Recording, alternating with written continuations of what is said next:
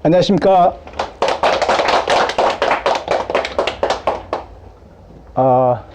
처음으로 유튜브를 찍는다고 해서 가슴도 설레이고 두근거리기도 합니다. 저는 조돈호 강사입니다. 저는 귀천 은퇴에 대해서 우리 시청자 여러분과 함께 공유를 하고 싶어서 자료를 준비를 했습니다. 사실 우리가 살면서 인생에 3번의 정년이 있다고 합니다.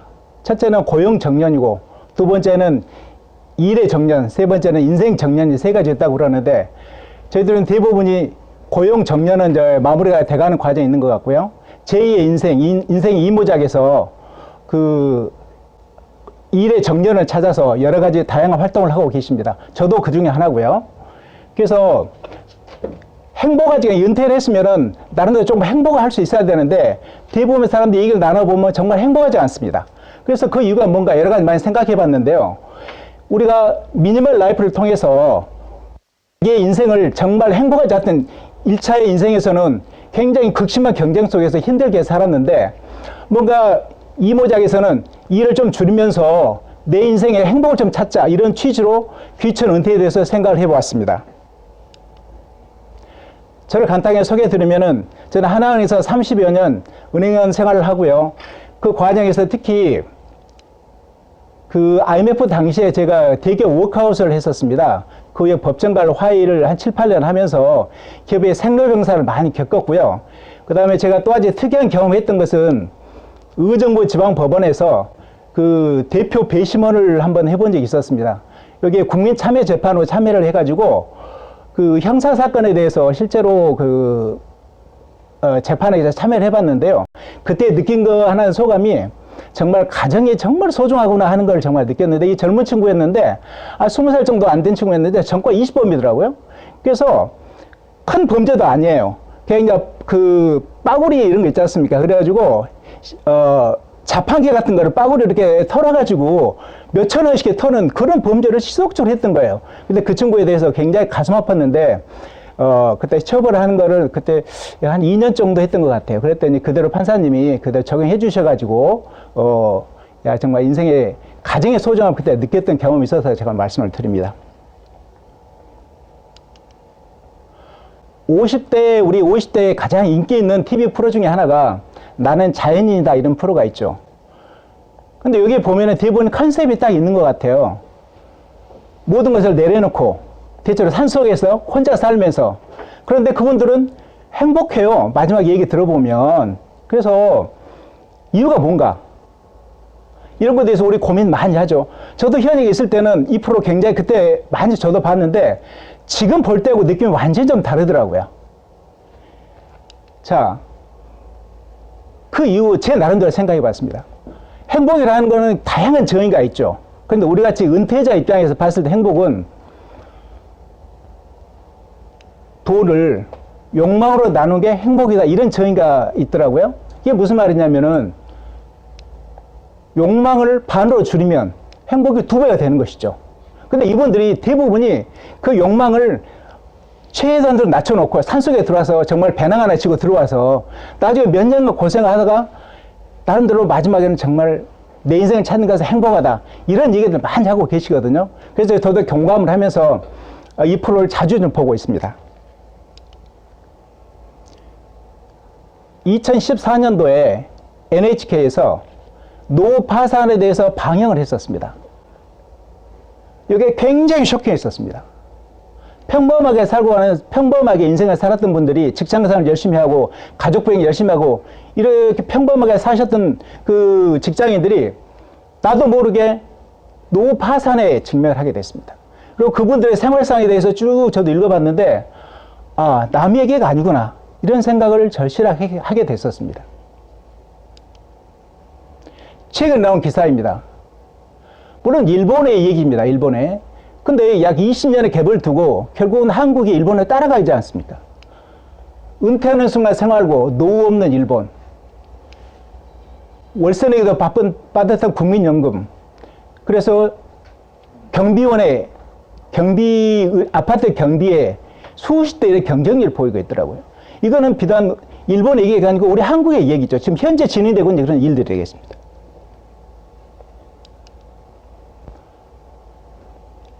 하류 노인이 오고 있다. 이 책도 굉장히 한동안 그 센세이션을 했던 그런 책입니다. 노후 절벽에 매달린 대한민국 미래. 우리가 지금 노인 빈곤율이 아시다시피 OECD 1위, 압도적 1위죠. OECD 평균은 5배 정도 됩니다. 일본은 약간 20% 조금 안 되더라고요. 그런데 일본이 개인 재산을 많이 모아놓고 있는 일본에서도 빈곤율에 대해서 굉장히 얘기에 맞고 하루 인생하고 노후 파산 얘기가 굉장히 많이 나오고 있는데 우리 한국은 뭐 말할 필요도 없겠죠. 은퇴를 하게 되면 소득은 급감하는데 우리 아시다시피 소비는 아마 최고 소득일 때 세팅이 되기 때문에 줄지가 않습니다. 그래서 굉장히 소득과 소비의 불균형을 내놔가지고 굉장히 힘든 그 노후를 보낼 수밖에 없는 구조적으로 그럴 수밖에 없는 우리 한국의 현실이죠. 이 사진 제가 찍었습니다. 제가 그 마지막 지원장 생활을 이호수에서 한 3년 했는데요. 저녁에 이제 저녁밥 먹고 바닷가 산책을 이렇게 하고 있는데 저는 혼자 이제 자취를 했기 때문에 시간이 많은 사람은 2-3시간씩 운동을 했거든요. 근데 운동을 하고 9시 반 정도 이렇게 오는데 제가 헉 했어요. 할머니가 여기 파지입니다. 그리고 여기는 플라스틱 통. 이고 여기는 병. 이렇게 들어오시는 거예요. 그래서 제가 깜짝 놀라가지고 되게 충격이었어요. 그래가지고 뒤에서 제가 좀 찍었습니다. 이분 얼굴 제가 모릅니다. 이분 전혀 알지도 못하고. 그래서 뒤에서 이렇게 찍었는데 우리가 사실 제 노후에 대해서 정말 어떻게 되겠지 이런 생각을 많이 하는데 절대 그렇게 안 된답니다. 예상한 대로 그대로 된다고 하더라고요. 그래서 정말 철저한 준비가 필요하다.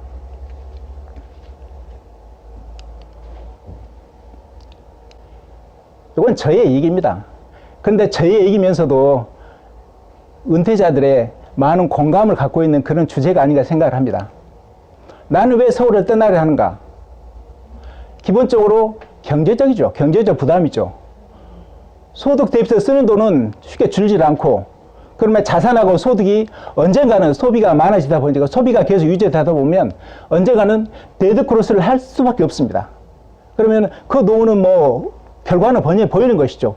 더군다나 우리가 100세 시대를 살게 되는데 우리가 가보지 않는 길을 가게 되는데 그 결과는 예측하기가 우리가 충분히 예측할 수 있는 그런 일이죠. 정신적, 육체적 피로. 당연히 우리가 인생의 그 전방 인생에서는 정말 힘들게 치열한 경쟁 속에서 살아왔는데 인생 이무작에서 이렇게 살 수는 없겠죠. 그래서 결국은 소비를 줄이면서 새로운 대안을 모색해야 된다 이렇게 생각을 합니다. 자, 불확실한 노후에 대한 대책. 제가 생각하는 대책은 간단합니다. 국민연금 소득 범위 내에서 소비 생활을 하자. 그런데 제 친구들이나 그 다음에 선배들 몇 분이 은퇴하신 분들이 좀 계십니다. 그분들한테 제가 전화를 많이 해봤어요. 좀 생활이 어떠십니까? 비용은 얼마나 드십니까? 이렇게 물어봤는데 그분들 그런 얘기 공통적으로 하신 얘기가 일단 텃밭에서 대부분의 식재료를 충분히 한 10가지만 텃밭에서 재배를 하게 되면 거의 식재료 조달한대요. 그러고 나면 쌀, 그 다음에 그 기타 약간의 공산품, 그 다음에 공공요금들 이 정도를 하게 되면은 대체로 한 약간 100만 원 정도면은 충분히 살 수 있다. 부부 기준으로. 그래서 저도 굉장히 고민을 하다가 일단 집사람하고 원칙적인 합의를 했습니다. 그래서 국민연금이 나오는 시기에 맞춰서 귀촌을 하자. 근데 우리가 사실은 귀농을 해서 농사를 지어서 소득을 해서 노후한다는 건 굉장히 어려운 일이거든요. 그래서 기본적인 최소한 소득이 있는 상태에서 귀촌을 해서 생활하는 것이 상당히 합리적이지 않을까 이런 생각을 합니다. 이 화면은 이분이 굉장히 유명하신 분인데 은퇴설계 전문가로 유명하신 강창희 소장이십니다. 제가 이분의 강의를 굉장히 많이 들었는데 그래서 제가 그 화면 하나 캡처를 해왔는데요. 준비 없이 맞이한 노후는 정말 재앙이 된다는 것은 거의 보이는 어떤 팩트에 가까운 것 같아요. 중산층의 73%가 사실은 은퇴 준비 없이 은퇴를 한다고 합니다. 그리고 10명 중 6명이 은퇴 후에 빈곤층으로 전락이 예상이 된다고 합니다.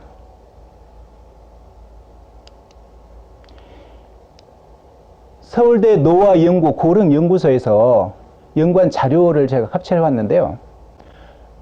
노후 자금이 충분하다고 하신 분이 약 6% 정도. 은퇴 준비 미흡하다. 좀 차질이 있다 얘기하신 분이 약 한 76%. 근데 배부분 세대도 사실은 국민연금을 가입하신 분이 약 한 40% 가까이 되시거든요. 그런데 국민연금을 못 받으신 분이 64%입니다. 우리 배부분 세대는 노후 준비가 매우 심각하다.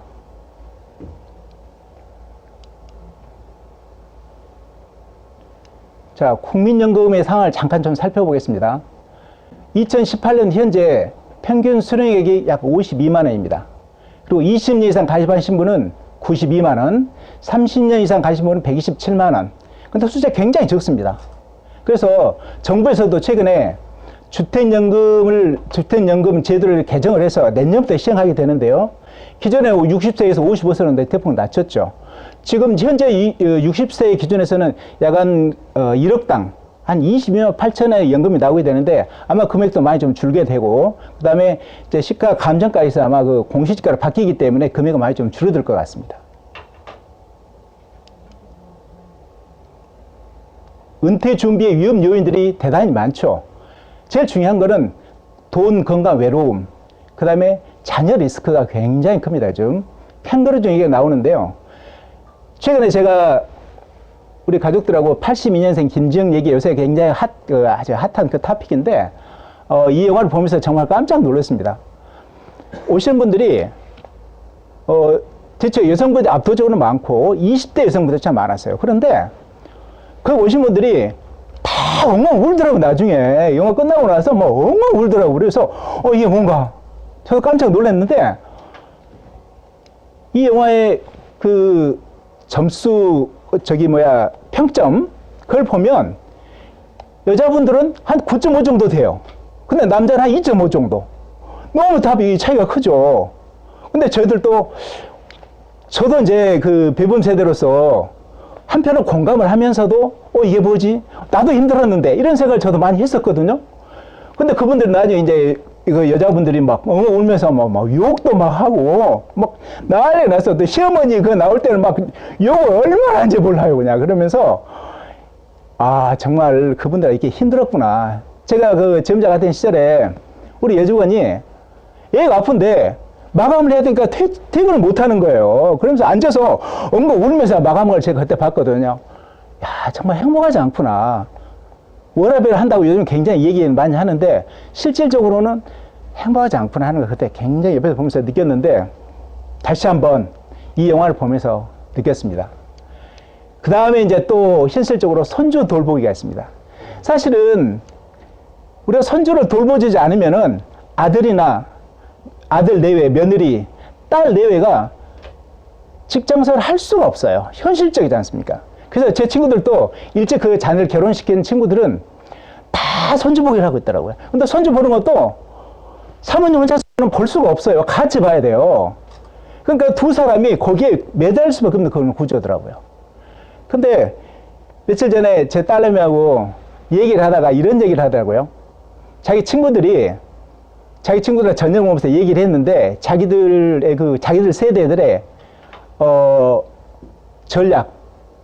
이 전략은 뭐냐면 최대한 부모님 집에서 같이 얹혀서 캥거루적을 오래 해야 된대요. 자, 그런데 우리 은퇴 세대들은 제일 중요한 그 노후 대책 중에 하나가 손주 돌보기를 빨리 벗어나야 되거든요. 얘들한테 너희들 봐라 이렇게 얘기하면서 뭔가 자유로운 생활을 해야 되는데 현실적으로 그게 불가능합니다. 현실적으로. 두 세대가 정말 극심하게 대결을 하고 있더라고요. 야, 정말 우리 시대가 정말 어려운 시대구나.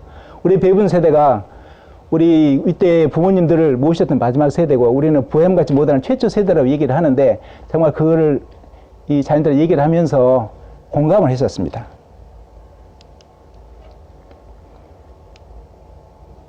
우리가 당연히 시간이 되면 늙어지면 아프게 돼 있죠. 요거는 뭐냐면 제 집안 가족 중에 굉장히 안 좋은 질병이 좀 걸리셔가지고 삼성병원에 입원을 하셔서 한 3주 계신 적이 있었거든요, 최근에. 그런데 간병비가 24시간 간병비가 9만 원이더라고요. 한 10만 원 정도 들더라고요. 그러니까 한 달에 300만 원이에요, 간병비가. 그러니까 의료비보다도 훨씬 더 많이 나오더라고요. 근데 여기에서 사실은 우리 은퇴 세대들이 여기에 대한 대책이 거의 없죠. 대부분의 생활비에 연동이 돼가지고 은퇴 살기라든가 이런 걸 얘기를 하는데, 가족적인 정말 아픈 사람이 있게 되면은 정말 노후 파산이 거의 눈에 보일 수밖에 없는 상황입니다. 일본에서도 이혼을 한다든지 배우자 중에 한 분이 돌아가셔가지고 혼자 생활하시는 분들이 굉장히 많으신데, 그분들이 정말 아프면은 거의 파산으로 가시더라고요. 근데 요거에 대해서 사실은 거의 대비가 지금 없는 상태예요. 자, 병원 이제 정말 24시간 요양하게 되면 간병비가 약 한 300만 원 되는데, 요양병원에 100만 원 정도 최소한 있어야 되거든요. 그런데 마지막 우리는 평균적으로 2년을 요양병원에서 보낸다고 합니다. 근데 실제로는 오래되신 분이 훨씬 많죠. 90세 우리 특히 어머님들 더 오래 이렇게 사시는데, 그분들 거의 10년 그 이상 이렇게 병원에 계신 분들 정말 많습니다. 자, 간병살인이라는 말이 있습니다. 간병살인. 이 책이 간병살인 고백이 서울신문사에서 실제로 우리나라에서 간병살인한 사람들의 사례를 인터뷰를 통해 가지고 엮은 책입니다. 근데 이분들이, 간병 사신 분들이 다 굉장히 금슬이 좋은 부부들이에요. 그리고 효자 효부예요. 하다 정말 내 몸이 이제 따라가지 못해서 정말 마지막에 극단적인 선택을 하시면서 본인도 자살하시든지, 또 배우자 상대편을 이렇게 살인을 하고 자기가 자살하는 이런 비극적인 일들이 굉장히 많고, 일본은 이게 훨씬 많죠. 그런데 살인이니까 이제 우리가 처벌을 해야 되니까, 이거는 이제 이런 자료도 있고 그 기록도 있는데, 자살한 거는 어떤 자료도 없더라고요. 자살한 거는 실제로 나타난 것보다 훨씬 심각하게 많다. 근데 이분들이 내가 자식들한테 부담을 안 주기 위해서 내가 너 엄마는 내가 같이 모시고 간다, 데리고 간다 이렇게 얘기하고 살인을 하지 않습니까? 그러면 자식들 가슴에 대못을 박는 것이죠. 정말 심각한 사회 문제입니다. 얼마 전에 나온 기사입니다. 온 가족이 죽고 나서야 끝나는 간병의 비극. 앞에 얘기하고 같은 얘기인데요. 30여 년 동안 노모와 지체장애인을 이렇게 부양했던 그 형제가 결국은 가족을 다 살인을 하고 사망하는 그런 일이 최근에 일어났었는데, 결국은 간병에 대해서, 요즘 이제 굉장히 여러 가지 보험이 많이 있습니다만은, 간병보험도 요새 굉장히 핫 이슈가 돼서 잘 팔리는 그런 상품 중에 하나 있던데, 정말 어떻게 됐든 우리는 최소한 자기 생활비 플러스 노후 간병비만큼은 어떻게 됐든 준비를 해야 되지 않을까, 그런 생각을 절실하게 해봤습니다. 요거 혹시 유튜브에서 보셨습니까? 네. 이게 최근에 제가 저희 보니까 한 86만 건.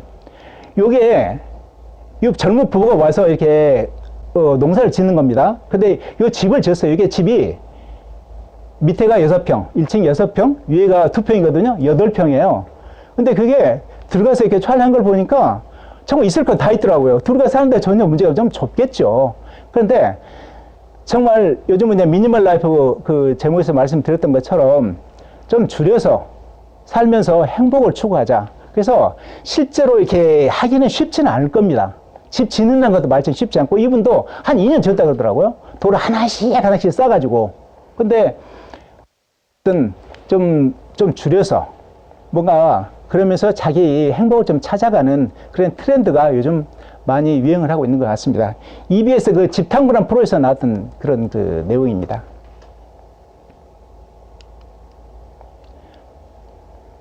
제 나름대로 생각을 해봤습니다. 어디에서 살 것인가? 예를 들어서 이제 수도권 기준을 한다 그러면 경춘선하고 경의 중앙선을 좀 생각을 좀 해봤어요. 그래서 현장에 많이 탐방도 가보고 방문도 해보고, 그 다음에 시세 어떤지 이런 것도 많이 좀 봤거든요. 춘천에까지는 약간 서울 경기에서 보면 약간 1시간 정도 전철로, 그 다음에 경의 중앙선 용문역인데 거기도 마찬가지 약간 1시간 정도. 그래서 거기에서 약간 이제 버스로 약간 좀 가는 그런 데를 위주로 해서 제가 좀 이렇게 탐방을 좀 해봤습니다.